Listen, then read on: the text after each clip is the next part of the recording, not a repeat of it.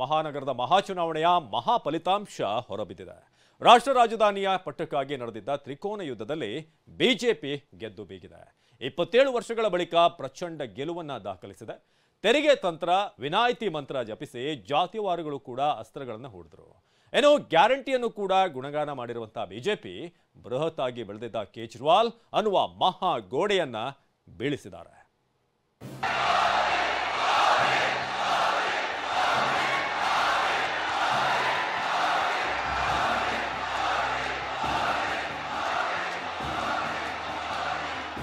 ಗೆಲುವು ಇದು ಅಂತಿಂತ ಗೆಲುವಲ್ಲ, ಪ್ರಚಂಡ ಗೆಲುವು.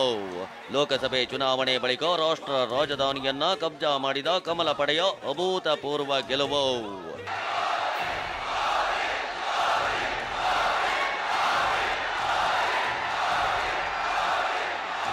ಒಂದಲ್ಲ ಎರಡಲ್ಲ, ಬರೋಬ್ಬರಿ 27 ವರ್ಷದ ಚುನಾವಣೆ ಸೋಲಿನ ನರಕವಾಸ. ಕಳೆದ 10 ವರ್ಷದಿಂದ ದೇಶದ ಚುಕ್ಕಾಣಿ ಹಿಡಿದ್ರು. ಕೇಜ್ರಿವಾಲ್ ಹಿಡಿಯುತ್ತಿದ್ದ ಗುರಾಣಿಗೆ ಬಿಜೆಪಿ ಪಲ್ಟಿ ಹೊಡೆಯುತ್ತಿತ್ತು. ಆದ್ರೀಗ ತಂತ್ರ, ರಣತಂತ್ರ, ಅಸ್ತ್ರ ಪ್ರತ್ಯಸ್ತ್ರಗಳನ್ನ ಹೂಡಿದ ಬಿಜೆಪಿ ಪಡೆ ಆ ಅಡಿಪಾಯ ಹಾಕಿದ್ದ ನೆಲದಲ್ಲೇ ಪೊರಕೆ ಕಟ್ಟಿದ್ದ ಕೋಟೆಯನ್ನೇ ನೆಲಕ್ಕುರುಳಿಸಿದೆ. ಕೇಸರಿ ರಣಾರ್ಭಟಕ್ಕೆ ಕೇಜ್ರಿವಾಲ್ ಎಂಬ ದೊಡ್ಡ ಗೋಡೆ ಮಕಾಡೆ ಬಿದ್ದಿದೆ. ರಾಷ್ಟ್ರ ರಾಜಧಾನಿಯಲ್ಲಿ ಕೇಸರಿ ಪಡೆಯ ಪ್ರಚಂಡ ಗೆಲುವು. ಕಮಲ ಕಿಲಕಿಲ, ಆಪ ವಿಲವಿಲ, ಕಾಂಗ್ರೆಸ್ ಅಡ್ರೆಸ್ಗೆ ಇಲ್ಲ. ಹೊರಕೆ ಮೂಲೆ ಗುಂಪು ಕೈ ಖಾಲಿ, ಬಿಜೆಪಿ ಫುಲ್ ಜಾಲಿ ಜಾಲಿ.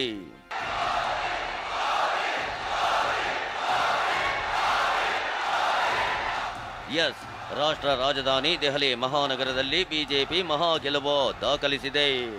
ತಮ್ಮ ವಿರುದ್ಧ ತೊಡೆತಟ್ಟಿ ನಿಂತ ಕೇಜ್ರಿವಾಲ್ಗೆ ಮಣ್ಣು ಮುಕ್ಕಿಸಿ ವಿಜಯದ ಪತಾಕೆ ಹಾರಿಸಿದೆ. ಎಕ್ಸಿಟ್ ಪೋಲ್ಗಳು ನುಡಿದ ಭವಿಷ್ಯ ನಿಜವಾಗಿದ್ದು. ದೆಹಲಿ ದ್ವಾರದಲ್ಲಿ ಕಮಲದ ಹೂವು 27 ವರ್ಷದ ಬಳಿಕ ಮತ್ತೆ ಅರಳಿದೆ. ಭಾರತ್ ಮಾತಾ ಕಿ, ಭಾರತ್ ಮಾತಾ ಕಿ. ದೆಹಲಿಯಲ್ಲಿ 10 ವರ್ಷದಿಂದ ಸಂಘರ್ಷ, ವಿವಾದ, ಗುದ್ದಾಟ, ಹಗರಣ ಹೀಗೆ ಆರೋಪಗಳ ಸುಳಿಯಲ್ಲೇ ಒದ್ದಾಡಿ ಆಡಳಿತ ನಡೆಸ್ತಾ ಇದ್ದ ಆಪ್ ನಾಯಕರು ಸೋತು ಸುಣ್ಣವಾಗಿದ್ದಾರೆ. ದೆಹಲಿಯಲ್ಲಿ 10 ವರ್ಷದಿಂದ ಬೇರೂರಿದ್ದ ಆಪ್ನ ಬೇರನ್ನ ಬುಡ ಸಮೇತ ಅಲ್ಲದಿದ್ರು ಕೇಜ್ರಿವಾಲ್ ಪಾರುಪತ್ಯಕ್ಕೆ ಬಿಜೆಪಿ ಬ್ರೇಕ್ ಹಾಕಿದೆ.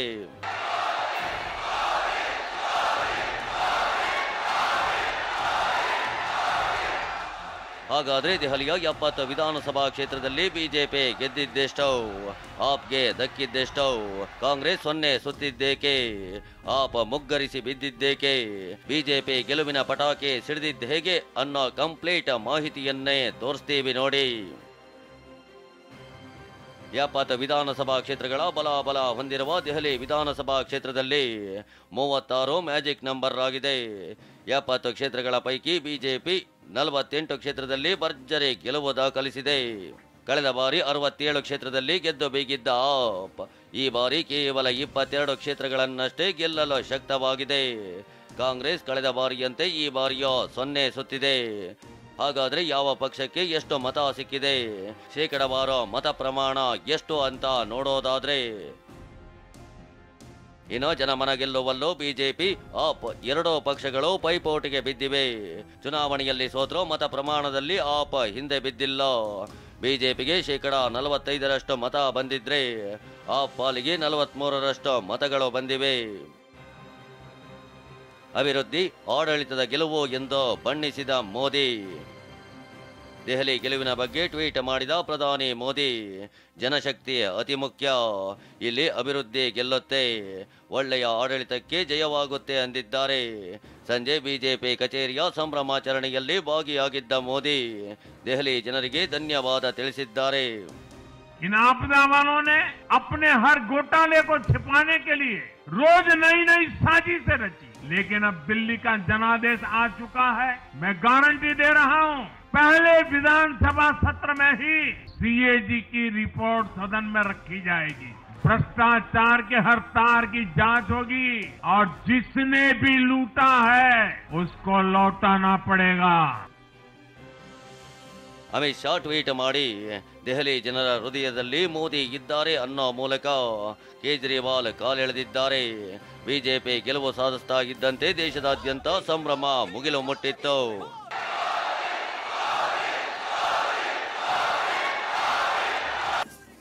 ಇತ್ತ ಬೆಂಗಳೂರಿನ ಮಲ್ಲೇಶ್ವರಂನಲ್ಲಿರೋ ಬಿಜೆಪಿ ಕಚೇರಿಯಲ್ಲಿ ನಾಯಕರು ಕಾರ್ಯಕರ್ತರು ಪಟಾಕಿ ಸಿಡಿಸಿ ಸಿಹಿ ಹಂಚಿ ಕುಣಿದು ಕುಪ್ಪಳಿಸಿದ್ರು.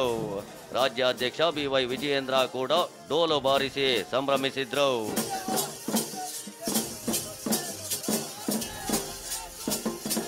ಯಾವ ಆಮ್ ಆದ್ಮಿ ಪಕ್ಷ ಭ್ರಷ್ಟಾಚಾರದ ವಿರುದ್ಧ ಆಂದೋಲನವನ್ನು ಮಾಡಿ ದೆಹಲಿ ರಾಜ್ಯದಲ್ಲಿ ಅಧಿಕಾರಕ್ಕೆ ಬಂದಿತ್ತು, ಅದರ ಆಮ್ ಆದ್ಮಿ ಪಾರ್ಟಿಯ ಅರವಿಂದ್ ಕೇಜ್ರಿವಾಲರ ಮುಖವಾಡ ಇವತ್ತು ಕಳಚಿ ಬಿದ್ದಿದೆ. ದೆಹಲಿ ರಾಜ್ಯದ ಜನರ ಮುಂದೆ, ಮತದಾರರ ಮುಂದೆ ಆಮ್ ಆದ್ಮಿಯ ಬಣ್ಣ ಇವತ್ತು ಬಯಲಾಗಿದೆ. ಇವರ ಬಣ್ಣ ಬಯಲಾಗಿದೆ. ಇವತ್ತು ಇದೇ ಕೇಜ್ರಿವಾಲ್ 25 ಫ್ರೀ ಕೊಟ್ಟರು. ಅವ್ರ ಸ್ಥಿತಿ ಏನಾಯ್ತು ಇವತ್ತು? 25 ಫ್ರೀ ಕೊಟ್ಟರು ಅವ್ರನ್ನ ಜನ ಮಕಾಡೆ ಮಲಗಿಸಿದ್ದಾರೆ. ಅಂದರೆ ಇದು ದೇಶಕ್ಕೆ ದಿಕ್ಸೂಚಿ. ಈಗಾಗಲೇ ಮಹಾರಾಷ್ಟ್ರ ನಾವು ಗೆದ್ದಿದ್ದೀರಿ, ದೆಹಲಿ ಗೆದ್ದಿದ್ದೀರಿ, ಮೊನ್ನೆ ಹರಿಯಾಣದಲ್ಲಿ ಗೆದ್ದಿದ್ದೀರಿ. ಪಾರ್ಲಿಮೆಂಟ್ ಚುನಾವಣೆ ಆದಮೇಲೆ BJP ತನ್ನ ರಣತಂತ್ರವನ್ನು ಇನ್ನೂ ಬಲಾಢ್ಯ ಮಾಡೋ ಮುಖಾಂತರ ನಾವು ಈ ಗೆಲುವಿಗೆ ಬಂದಿದ್ದೀರಿ. ನೀವು ಈ ಗೆಲುವೇನು ಕೊಟ್ಟಿದ್ದೀರಾ, ಅದು ಇಡೀ ದೇಶಕ್ಕೆ ಗೆಲುವನ್ನು ಕೊಟ್ಟಿದ್ದೀರಿ. ಇನ್ನು ದೆಹಲಿ ಗದ್ದುಗೆ ಏರಲು 7 ಮಂದಿ ರೇಸ್ನಲ್ಲಿದ್ದಾರೆ. ಕೇಜ್ರಿವಾಲ್ ಸೋಲಿಸಿದ ಪರವೇಶ್ ವರ್ಮಾ, ಸುಷ್ಮಾ ಸ್ವರಾಜ್ ಪುತ್ರಿ ಬನ್ಸುರಿ ಸ್ವರಾಜ್, ಸ್ಮೃತಿ ಇರಾನಿ, ಕೈಲಾಸ್ ಗೆಹ್ಲೋಟ್, ದುಷ್ಯಂತ್ ಗೌತಮ್, ಕಪಿಲ್ ಮಿಶ್ರಾ, ಅರವಿಂದರ್ ಸಿಂಗ್ ಲವ್ಲಿ ಹೆಸರ ಚಾಲ್ತಿಯಲ್ಲಿದೆ. ದೆಹಲಿ ಸಿಎಂ ಯಾರಾಗ್ತಾರೆ ಅನ್ನೋ ಲೆಕ್ಕಾಚಾರ ಗರಿಗೆದರಿದೆ. ಹರೀಶ್, TV9 ನವದೆಹಲಿ.